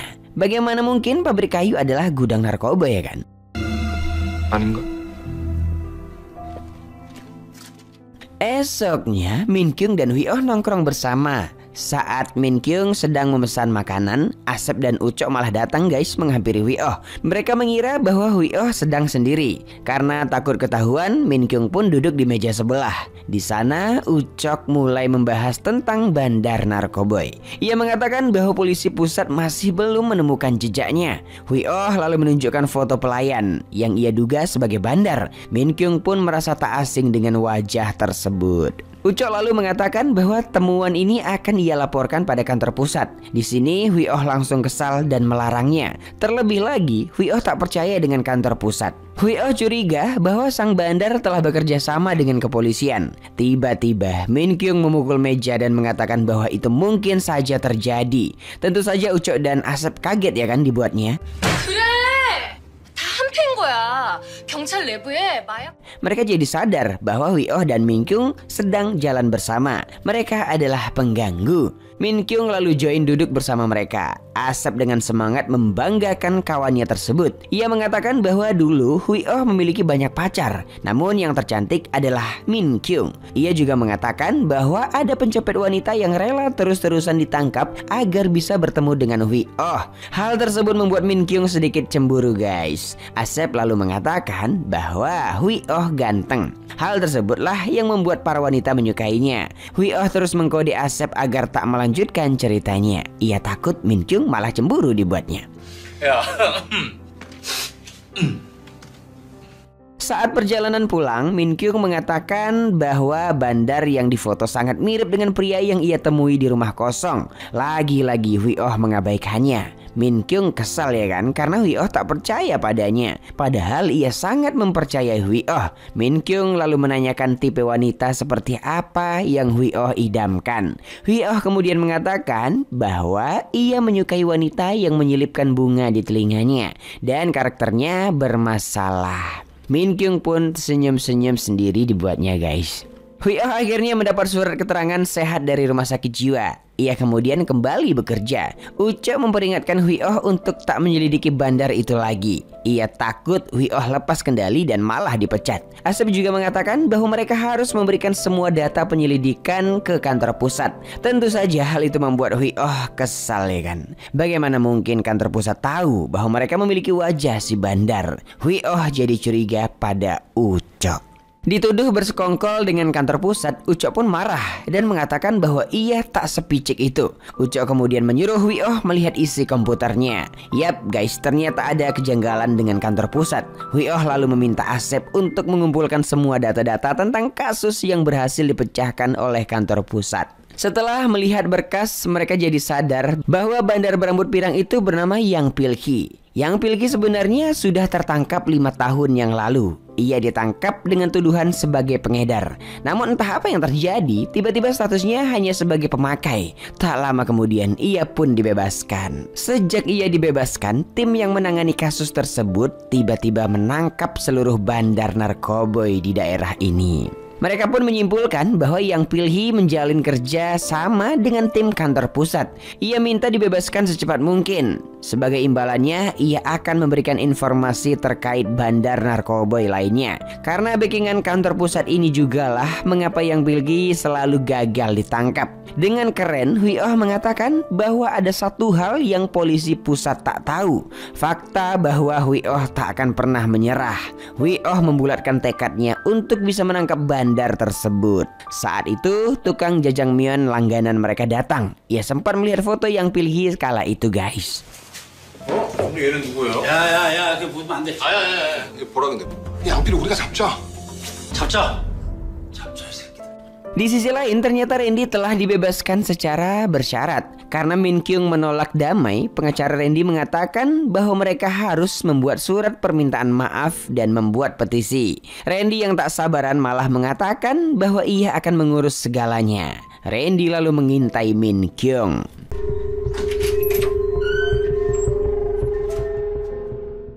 Saat Min Kyung hendak pergi jalan-jalan, anjing imutnya malah terlepas. Min Kyung jadi panik karena ia hanya melihat rantai Howie di dalam lift. Min Kyung berlari ke sana kemari untuk mencari anjingnya. Betapa terkejutnya Min Kyung saat ia melihat Howie tak berdaya guys. Ia langsung membawanya ke klinik. Di klinik dokter mengatakan bahwa Howie telah diracuni. Min Kyung kembali overthinking dong ya kan. Ia curiga bahwa ada orang yang ingin mencelakainya. Min Kyung lalu berlari ke rumah Hui Oh untuk menceritakan segalanya. Ia malah terkejut saat seorang wanita yang membukakan pintunya guys. Wanita tersebut memanggil Hui Oh dengan panggilan sayang.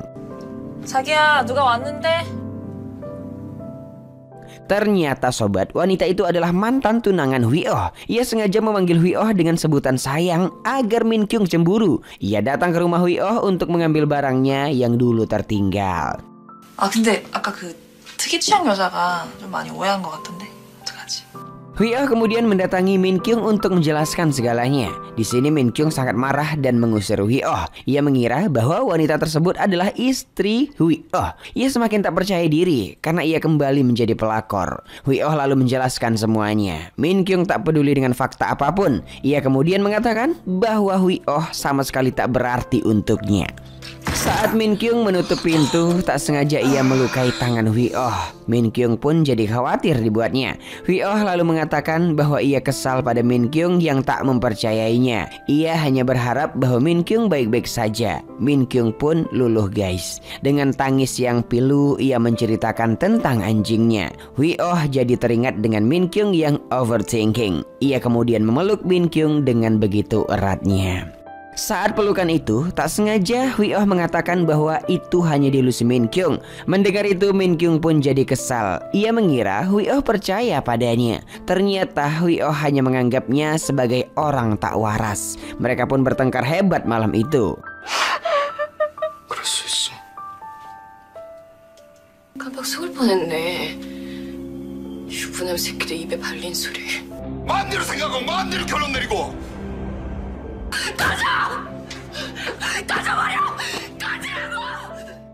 Di rumah, Hui Oh introspeksi diri dan mengingat janjinya pada Min Kyung. Janji bahwa ia akan selalu percaya padanya. Hui Oh pun hanya bisa memukul kepalanya waktu itu, guys. Esoknya Hui Oh pergi ke pusat CCTV. Ia kemudian mengecek tentang apa yang terjadi pada anjing Min Kyung. Hui Oh jadi sadar bahwa perkataan Min Kyung adalah benar. Ia melihat ada orang yang sengaja meracuni Howie. Hui Oh kemudian bertemu dengan Asep. Kala itu, Asep telah membawa berkas tentang kasus Min Kyung. Hui Oh sangat lemas ketika melihat luka lebam di wajah Min Kyung. Tak hanya itu, video kekerasan yang dilakukan Randy padanya benar-benar sangat kejam. Wajar saja bisa Min Kyung jadi trauma sampai sekarang. Fakta yang lebih mengejutkan, guys, ternyata Randy telah dibebaskan secara bersyarat. Hui Oh jadi semakin cemas dibuatnya. Saat hendak pulang, Hui Oh mendengar seseorang sedang menelpon di tangga. Orang tersebut meminta agar rumah Min Kyung dibobol.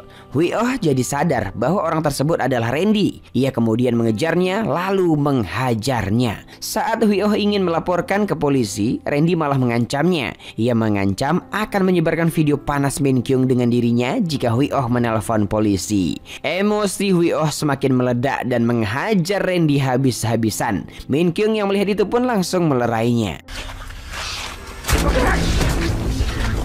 뭐라고?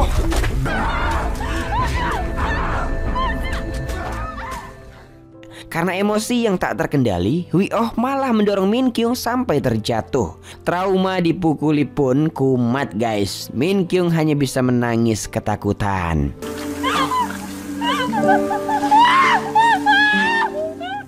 Di kantor polisi, Randy menggugat Hui Oh karena telah menghajarnya. Hui Oh sama sekali tak ada bukti bahwa Randy berniat jahat. Ucok juga meminta Hui Oh untuk minta maaf pada Randy. Ia takut Hui Oh akan diberhentikan dari kepolisian jika masalah ini terus berlanjut. Tentu saja dong ya kan, Hui Oh menolak untuk minta maaf. Saat pulang, Hui Oh hendak memeriksa luka Min Kyung. Min Kyung lalu menepis tangan Hui Oh dan mengatakan bahwa ia membenci Hui Oh. Hui Oh adalah orang yang sangat menyakitinya saat ini. 아니 봐봐 괜찮아? 됐어, 치워! Hui Oh tak percaya padanya dan menganggapnya gila. Hui Oh lalu mengatakan bahwa dirinya lah yang gila. Sambil menangis, Hui Oh juga mengatakan bahwa ia sangat marah ketika melihat Min Kyung menderita. Ia bahkan tak peduli dengan dirinya asal Min Kyung bisa selamat. Min Kyung meminta Hui Oh tak ikut campur urusannya. Terlebih lagi dirinya adalah seorang pelakor. Dengan nada tinggi, Hui Oh mengungkapkan isi hatinya bahwa pria pemarah ini sangat mencintai wanita pelakor yang gila. Mendengar hal tersebut, Min Kyung terdiam dan pergi begitu saja. 힘들어하는 모습 보면은 내가 너무 화가 난다고. 나 너무 화가 나. 내 진짜 화가 나서 내 진짜 미치겠다. 이 사람 두들겨 패는 미친놈이랑 뭘 해도 좋아하자고. 그게 사람 두들겨 패는 미친놈하고 뭐 하자고! 됐어, 치워! Keesokan harinya, tukang jajangmyeon mengantar pesanan ke rumah kosong. Ia terkejut ketika melihat wajah yang Pilhi. Yap guys, tebakan Min Kyung tentang rumah kosong ini adalah benar. Tukang jajangmyeon tersebut kemudian melaporkan hal ini pada Hui Oh. Dengan sigap Hui Oh datang dan meringkus mereka semua. Adu mekanik pun tak dapat dihindari. Kini yang Pilhi tak bisa mengelak lagi. Ia akhirnya ditangkap dan mendekam di penjara. Ucok kemudian mengucapkan selamat kepada Hui Oh. Ia sangat bangga dengan perjuangan Hui Oh. Ucok juga mengatakan bahwa saat ini Min Kyung sedang bertemu dengan Randy. Min Kyung akan menandatangani surat damai dengan Randy. Hal ini sengaja dilakukan Min Kyung agar Randy mencabut laporannya tentang Hui Oh. Min Kyung tak ingin Hui Oh kehilangan pekerjaannya jika masalah terus berlanjut. Mengetahui fakta tersebut, Hui Oh pun lari ke depan Min Kyung. Ia sangat cemas karena Min Kyung bertemu dengan Randy. Di mata Hui Oh, Randy adalah pria yang sangat jahat. Benar saja guys, ternyata Randy telah menaruhkan obat di minuman Min Kyung. Ia kini pingsan dan dibawa kabur oleh Randy. Randy masih sangat mencintai Min Kyung. Ia sengaja menculiknya agar mereka dapat terus bersama. Hui Oh menyuruh Asep untuk melacak posisi Min Kyung. Setelah sekian lama mencari, akhirnya Hui Oh menemukannya. Hui Oh berusaha menghentikan mobil Randy, namun Randy terus melaju. Mobil Randy pun sempat dihentikan.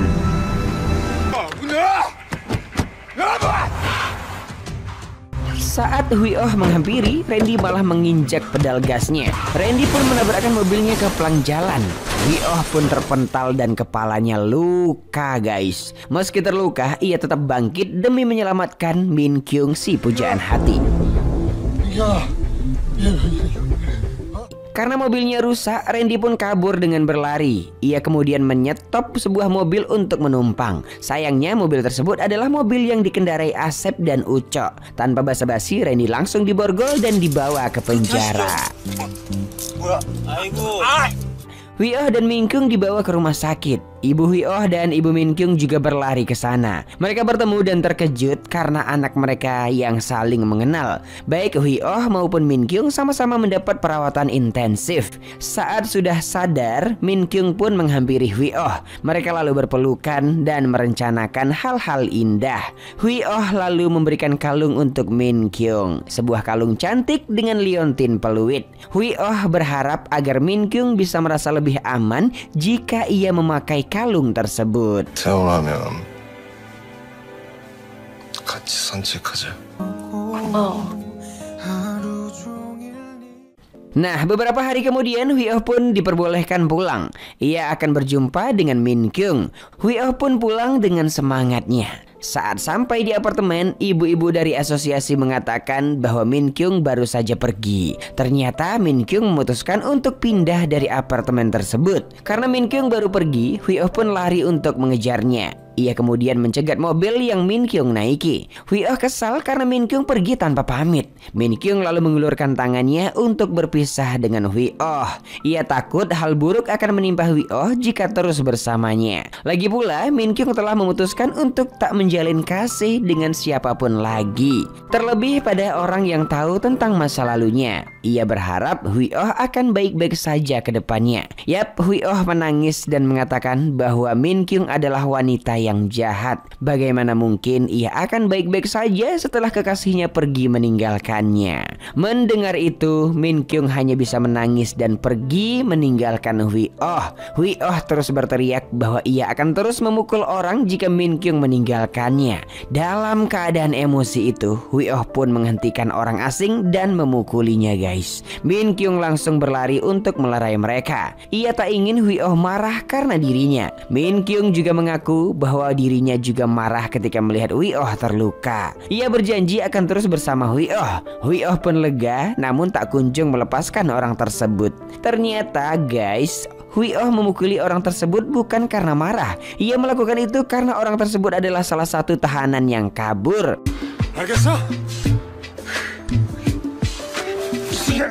Min Kyung senang dong ya kan, karena kini Hui Oh telah bisa mengendalikan amarahnya. Hui Oh pun mengutarakan cintanya dan bercumbu ria, bercumbu mesra, bercumbulah pokoknya dengan Min Kyung.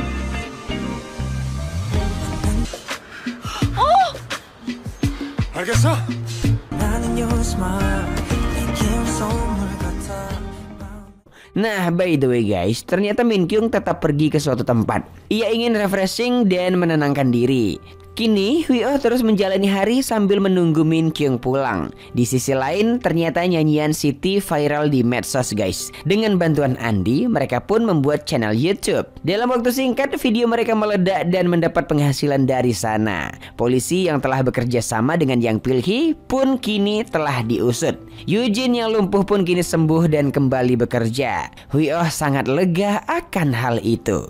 Tak berapa lama kemudian, Min Kyung pun pulang dengan aura yang lebih positif. Hui Oh pun menyambut Min Kyung dengan senyuman manis sekali guys. Nah, dengan begitu cerita pun tamat.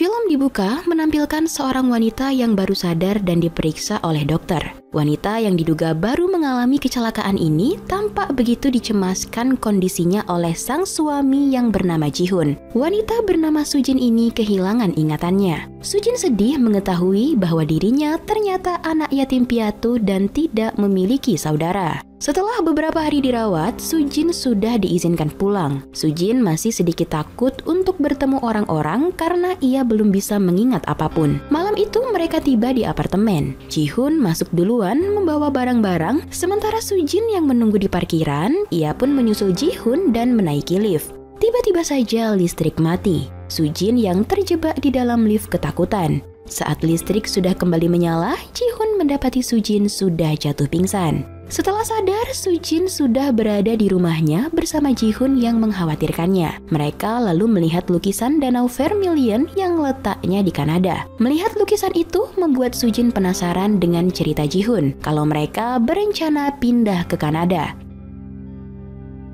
Keesokannya, Ji-hun pun mengurus persiapan migrasi ke Kanada di kedutaan. Ia ditanya apa alasannya begitu terburu-buru ingin migrasi ke Kanada. Sementara itu, Sujin yang merasa bosan di apartemen memutuskan jalan-jalan. Saat di lift, Sujin bertemu dengan seorang gadis kecil. Sujin ramah dan tersenyum pada gadis itu. Namun setelah menyentuh gadis itu, tiba-tiba Sujin mendapat penglihatan tentang sesuatu yang buruk akan menimpa gadis itu. Benar saja, saat Sujin bertemu lagi dengan gadis itu di suatu jalan, tampak gadis itu menyapa anak laki-laki. Dan seperti yang dilihat Sujin tadi, setelah menyapa anak laki-laki tersebut, gadis itu terserempet sepeda dan akan ditabrak mobil. Sujin panik dan segera berlari menyelamatkan gadis kecil itu. Beruntung Ji-hun datang menyelamatkan Sujin dan mobil tersebut berhenti. Dengan begitu, kecelakaan tidak terjadi dan gadis tersebut selamat. Di rumah, sambil mengobati Sujin, Ji-hun memarahi Sujin yang bandel karena keluar rumah. Saat itulah Ji-hun bertanya, mengapa Sujin berbuat nekat seperti tadi. Namun tiba-tiba kepala Sujin sakit dan Ji-hun pun memberikannya obat untuk diminum. Keesokannya, dua polisi, Uya dan Kuya, datang ke sebuah gedung terbengkalai karena menerima laporan dari Neymar, si penjaga gedung, bahwa adanya pencurian barang-barang dari gedung tersebut. Di lain sisi, yakni di taman apartemen, Sujin yang tengah membaca buku catatan ingatannya kembali bertemu dengan gadis kecil kemarin. Sujin mengejar gadis itu sampai masuk lift. Namun yang terjadi, setelah menyentuh tangan gadis kecil itu, Sujin kembali mendapat penglihatan kalau gadis kecil itu bersama anak laki-laki dan ibunya akan terluka karena ledakan kompor gas. Sujin pun menelpon Ji-hun agar segera datang membantunya. Walau terdengar sedikit gila, tapi Sujin yakin apa yang dilihatnya benar-benar akan terjadi. Namun belum sempat Ji-hun datang, apa yang dilihat Sujin sudah benar-benar terjadi. 어디 다치진 않았어? Ji-hun lalu membawa Sujin ke rumah sakit memeriksakan kondisinya. Sujin kembali menceritakan tentang penglihatannya yang berasal dari masa depan. Dokter pun menjelaskan karena kerusakan otak yang diderita Sujin bisa membuat Sujin berhalusinasi seperti seolah-olah melihat masa depan. Namun Sujin masih saja kekeh kalau apa yang dilihatnya bukan halusinasi. Karena tak ada yang mempercayainya, Sujin pun pergi dari sana. Di lobi rumah sakit, Sujin kembali bertemu dengan gadis kecil dan anak laki-laki. Ia senang karena gadis kecil itu ternyata selamat dari maut. Namun ketika akan menghampiri gadis kecil dan anak laki-laki itu, mereka sudah menghilang. 약간 내가 너무 예민했어. Keesokannya, Sujin mimpi terjatuh dari gedung dan melihat banyak darah. Saking takutnya, Sujin sampai terbangun dari mimpinya. Ia lalu melihat keadaan rumah sepi karena Ji-hun sudah berangkat kerja. Tiba-tiba, dua polisi kemarin datang ingin meminta keterangan Sujin atas kecelakaan yang dialaminya. Dari hasil pemeriksaan dokter, Sujin menderita memar yang bisa saja bukan karena kecelakaan saat terjatuh dari gunung. Polisi itu menanyakan apakah suaminya bersikap kasar pada Sujin. Sujin mulai merasa aneh. Ia pun menjawab kalau suaminya kasar, ia akan melaporkan suaminya. Sampai suatu ketika saat dua polisi ini akan pergi, polisi Uya heran karena foto pernikahan Sujin dan suaminya terbalik. Menurut budaya Korea, posisi mempelai laki-laki berada di sebelah kanan mempelai perempuan. Sujin mulai curiga pada Ji-hun. Ia menelpon Ji-hun dan mengatakan kalau Ji-hun tahu banyak tentang dirinya, sementara Sujin tidak tahu apapun tentang suaminya. Namun jawaban Ji-hun hanya menyuruh Sujin untuk tidak khawatir. Di lift, Sujin bertemu dengan seorang anak SMA. Kali ini, ia kembali mendapat penglihatan kalau gadis itu akan dibunuh oleh seorang pria yang memiliki luka di dagunya. Sujin pun berusaha memberitahu anak SMA tersebut. Namun, anak SMA tersebut mengatakan kalau pria yang disebutkan Sujin adalah ayahnya. Beberapa menit kemudian, karena cemas dengan keselamatan gadis tersebut, Sujin mengikuti gadis tersebut yang akan pergi ke suatu tempat. Namun di jalan, ia malah bertemu dengan seorang wanita yang ternyata temannya. Wanita tersebut membawa Sujin ke tempat kerjanya, yaitu sekolah seni. Sujin sudah bertahun-tahun bekerja di sana. Di meja kerjanya, Sujin melihat barang-barangnya. Temannya itu kemudian menceritakan kalau suami Sujin dulu sering curiga pada dirinya. Saat itu, Sujin menemukan kartu nama suaminya beserta alamat kantor suaminya yang ternyata seorang arsitek. Setelahnya, Sujin pun pergi ke kantor suaminya dan mengetahui kalau suaminya bangkrut. Sementara di rumah, Ji-hun menemukan kartu nama polisi dan mulai cemas. Sujin mengetahui sesuatu. Malamnya setibanya Sujin di rumah, Ji-hun langsung menanyakan banyak pertanyaan ke Sujin. Ji-hun juga menanyakan apakah ingatan Sujin sudah kembali. Sujin tentu semakin curiga. Mereka sempat berdebat kecil lantaran Sujin mulai merasa Ji-hun seperti menyembunyikan sesuatu dari dirinya. Lagi-lagi Ji-hun tidak memberikan penjelasan yang memuaskan. Esok harinya, polisi Guya yang sedang mengecek lalu lintas jalan ke arah gedung terbengkalai pada tanggal 13 mencurigai sebuah mobil yang diduga dikendarai pelaku pencurian yang dilaporkan petugas Nemar. Mobil itu mirip mobil Ji-hun dan saat kedua polisi ini melihat dengan teliti, Uya kembali mengingat dan menyadari kalau supir mobil itu memang Ji-hun suami Sujin. Sementara itu, Sujin mendapatkan paket berisi barang-barangnya dahulu dari sekolah seni. Sujin menemukan foto-fotonya bersama pria asing yang tampak begitu dekat. Pikiran Sujin makin dipenuhi banyak pertanyaan. Lalu saat Sujin akan kembali ke apartemennya, di lift ia bertemu dengan pria yang memiliki luka di dagunya. Pria itu berbincang di telepon kalau ia akan menghabisi gadis kemarin yang merupakan anaknya sendiri. Sontak Sujin yang mendengar itu langsung mengancam. Alhasil karena tak mau rencananya diketahui siapapun, bapak-bapak ini langsung berusaha melukai Sujin. Beruntung Sujin bisa selamat dan bertemu dengan Ji-hun. Di rumahnya dengan panik, Sujin pun menceritakan pada Ji-hun akan terjadi pembunuhan di apartemen unit 706 seperti penglihatannya. Ji-hun pun menenangkan Sujin kalau tidak akan terjadi apa-apa. Sujin malah disuruh meminum obatnya. Malamnya, Sujin terbangun dan mendapati Ji-hun tidak ada di kamar. Sujin pun keluar apartemen dan mendengar suara kegaduhan di unit 706. Sujin yang awalnya ingin menolong gadis itu karena situasi yang terdesak, ia pun hanya bisa bersembunyi. Sujin melihat seorang pria menggunakan style hitam-hitam membawa koper yang dugaannya pasti berisi mayat. Pria itu juga tak sengaja menjatuhkan sebuah kalung. Esok paginya, Sujin menanyakan kemana Ji-hun tadi malam. Ji-hun berbohong mengatakan kalau ia tidur di kamar. Sujin kini semakin curiga kalau Ji-hun suaminya adalah seorang pembunuh.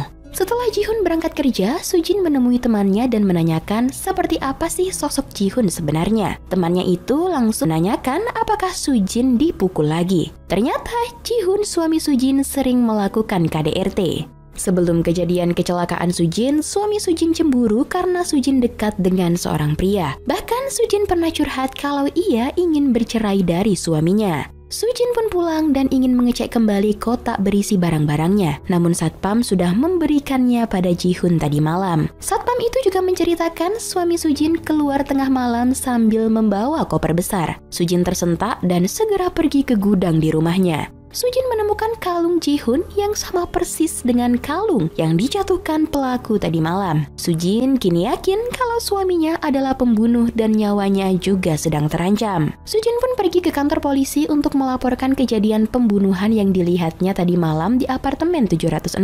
Polisi Uya dan Kuya tidak begitu percaya dengan cerita Sujin. Tak lama, Ji-hoon datang dan Soo-jin langsung mengatakan Ji-hoonlah pembunuhnya. Untuk membuktikan apakah benar yang dikatakan Soo-jin, Ji-hoon pun mengajak polisi dan Soo-jin untuk mengecek langsung ke apartemen 706. Setibanya di sana, tampak ruangan apartemen yang bersih dan tersusun rapi. Soo-jin tidak percaya dengan yang dilihatnya. Namun yang lebih mengejutkan, polisi Kuya menjelaskan kalau apartemen 706 memang kosong, tidak pernah ada yang menempati alias tidak pernah dijual.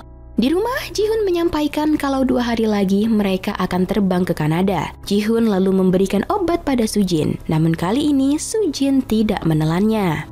Saat akan pergi, kembali di lift, Soo-jin bertemu dengan seorang pria yang sedang ditelepon oleh rentenir. Soo-jin mengikuti pria ini karena mendapat penglihatan buruk yang akan menimpa pria tersebut. Benar saja, pria ini diancam oleh rentenir. Saat rentenir itu sudah pergi, pria itu tiba-tiba menyapa Soo-jin seperti mereka sudah lama tidak bertemu. Soo-jin lalu diajak ke rumah pria tersebut.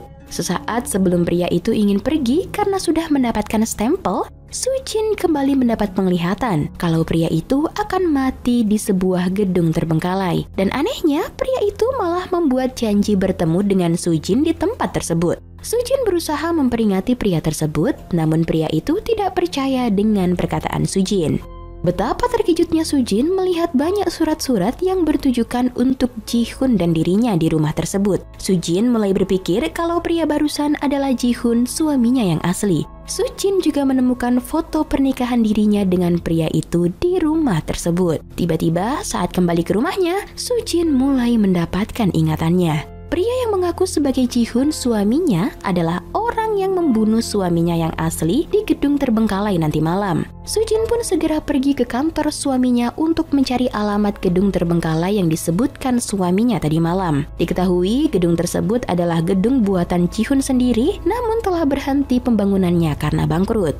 Setibanya Soo-jin di gedung terbengkalai tersebut, ia melihat mobil Ji-hoon sudah terparkir. Ingatan Soo-jin juga memperlihatkan ia akan terjatuh dari gedung tersebut. Soo-jin segera menelpon polisi Uya dan melaporkan akan terjadi pembunuhan di tempat tersebut. Namun polisi Uya masih belum percaya dengan apa yang dikatakan Soo-jin. Uya lalu menyimak laporan Neymar kalau dirinya pernah melihat mobil Ji-hoon di gedung tersebut. Namun Neymar tidak yakin jika itu adalah Ji-hoon. Saat ditunjukkan foto Ji-hoon, Neymar justru mengatakan kalau pria itu adalah Sun-woo. Ya, selama ini lelaki yang mengaku sebagai Ji-hoon suami Soo-jin adalah Sun-woo. Di sisi lain, di gedung terbengkalai, Soo-jin menyaksikan Ji-hoon telah dibunuh oleh Sun-woo. Jasadnya dimasukkan ke dalam sebuah kotak besar. Karena ketahuan telah menyaksikan aksi bejat Sun-woo, Soo-jin pun berusaha melarikan diri dan melakukan perlawanan. Soo-jin bertanya kenapa Sun-woo membunuh Ji-hoon dan siapa sebenarnya Sun-woo. Hampir saja Soo-jin terjatuh dari gedung tersebut, namun berhasil diselamatkan oleh polisi Uya dan Kuya yang datang tepat waktu. Setelahnya, Soo-jin segera membawa kedua polisi ini ke lokasi di mana ia melihat Sun-woo membunuh Ji-hoon. Namun lokasi tersebut tampak rapi dan bersih, bahkan tidak ada darah sedikit pun. Kotak yang berisi mayat Ji-hoon juga sudah disemen. Begitupun koper yang dilihat Soo-jin berisi mayat ternyata berisi alat-alat bangunan. Sun-woo kembali menyadarkan Soo-jin kalau Soo-jin berhalusinasi. Namun Soo-jin yakin apa yang dilihatnya bukan halusinasi. Sun-woo segera ingin membawa Soo-jin pergi. Namun polisi Uya membongkar jati diri Sun-woo yang bukan suami Soo-jin. Polisi Uya yang penasaran dengan perkataan Soo-jin, ia pun menghancurkan kotak semen tersebut. Dan akhirnya ditemukanlah mayat Ji-hoon di dalam kotak yang disemen tersebut. Jam tangan yang dipakai di tangan mayat tersebut adalah jam yang sama yang dipakai Ji-hoon saat pernikahannya dengan Soo-jin. Di kantor polisi, Sun-woo mengungkapkan segalanya. Sebenarnya ia tidak sengaja membunuh Ji-hoon.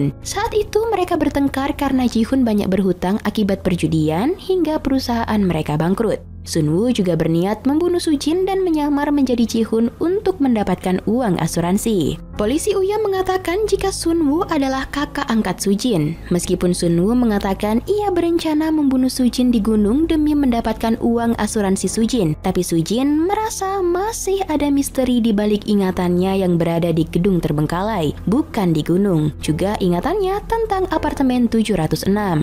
Setelahnya di apartemen, Sujin kembali bertemu dengan gadis kecil kemarin. Betapa terkejutnya Sujin mendengar anak laki-laki yang menghampiri gadis kecil ini memperkenalkan bahwa nama gadis kecil tersebut adalah Kim Sujin dan merupakan adik angkatnya, Kim Sunwoo. Ternyata selama ini, gadis kecil bersama anak laki-laki yang selalu dilihat Sujin adalah ingatannya dari masa lalu, yaitu dirinya sendiri dan Sunwoo. Begitupun saat Sujin mendatangi apartemen 706, gadis SMA yang tinggal di situ adalah dirinya dan keluarga Sunwoo. Saat masuk ke rumah dan ke kamarnya, Sujin kini mengingat dahulu ia hampir dilecehkan oleh ayah tirinya, namun Sunwoo datang menyelamatkannya dan tak sengaja malah membunuh ayahnya. Untuk menyelamatkan adiknya, Sunwoo meminta Sujin pergi ke asrama Jihun dan dirinya akan membuang jasad ayahnya. Kini polisi yang juga baru mengetahui fakta itu telah berhasil menemukan jasad ayah Sunwoo. Setelahnya, Sujin pun pergi ke rumahnya yang asli di Seoul. Di sana, ia malah bertemu dengan Jihun, suaminya, yang seperti sangat dendam pada Sujin. Sujin ketakutan melihat Jihun yang ternyata masih hidup. Saat bersembunyi dari Jihun, Sujin pun melapor pada polisi Uya kalau Jihun masih hidup dan kini berusaha membunuhnya. Polisi Uya tentu tak percaya dan mengira itu hanya halusinasi ingatan Sujin. Namun, polisi Uya datang dan melaporkan hasil forensik kalau mayat yang mereka temukan bukanlah jasad Jihun melainkan orang lain. Sunwoo yang mendengar itu ketika polisi Uya dan Kuya lengah, ia pun menyamar dan kabur menyusul Sujin. Sementara Sujin di rumahnya berusaha mati-matian memberikan perlawanan pada Jihun, namun akhirnya ia jatuh pingsan karena dipukul Jihun. Saat sadar, Sujin tidak bisa bergerak karena kakinya terluka. Jihun pun mengungkapkan kekecewaannya pada Sujin yang telah membuat cintanya bertepuk sebelah tangan.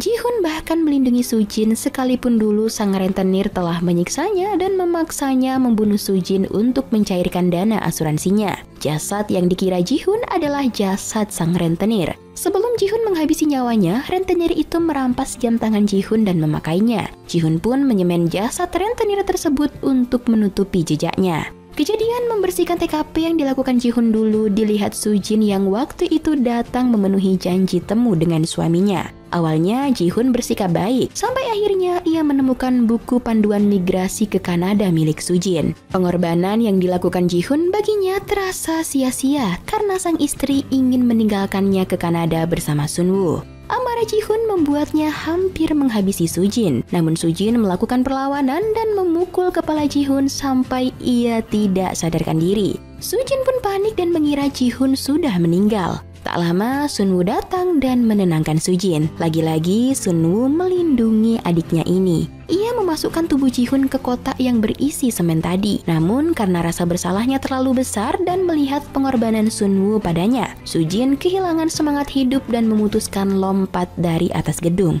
Saat tengah menyelamatkan Sujin itulah, Jihun ternyata sadar dan belum meninggal. Kini untuk menuntaskan amarahnya pada Sujin, Jihun membakar rumahnya dan meninggalkan Sujin yang tidak bisa jalan. Untunglah Sunwoo datang menyelamatkan Sujin meski ia harus tertikam pisau Jihun. Di tengah nyawanya yang sekarat, Sunwoo tetap melindungi Sujin. Karena mereka terjebak, Sunwoo pun memeluk Sujin agar tidak terbakar. Beberapa waktu kemudian, tampak Sujin selamat dan kini tengah dirawat. Polisi Uya dan Kuya memberitahu Sujin kalau Sunwoo tewas karena melindunginya. Mereka menyerahkan flash drive yang berisi rekaman Sunwoo saat wawancara di kedutaan besar. Video itu ternyata berisi alasan Sunwoo ketika ditanya mengapa terburu-buru pindah ke Kanada. Ia menceritakan kalau dirinya pernah berjanji mengajak Sujin tinggal di dekat Danau Vermilion di Kanada. Waktu mendaki bukit, Sujin juga mengatakan kalau dengan mengingat Danau Vermilion membuat hari-harinya yang buruk jadi bersemangat. Kini mimpi Sujin telah terwujud. Meski Sunwoo tidak berada di sisinya, Sujin tetap bahagia. Di akhir film, diperlihatkan momen di pernikahan Sujin. Saat Sujin dan Sunwoo akan foto, Sunwoo digoda si fotografer tidak rela melepaskan Sujin pergi karena matanya tampak merah. Sujin pun mengatakan jika tidak rela melepaskannya pergi, lalu kenapa dibiarkan? Yap, dengan begitu, film pun tamat.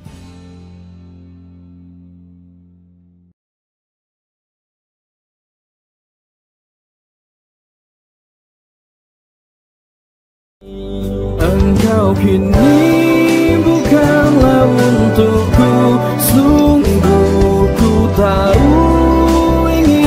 cukup jauh.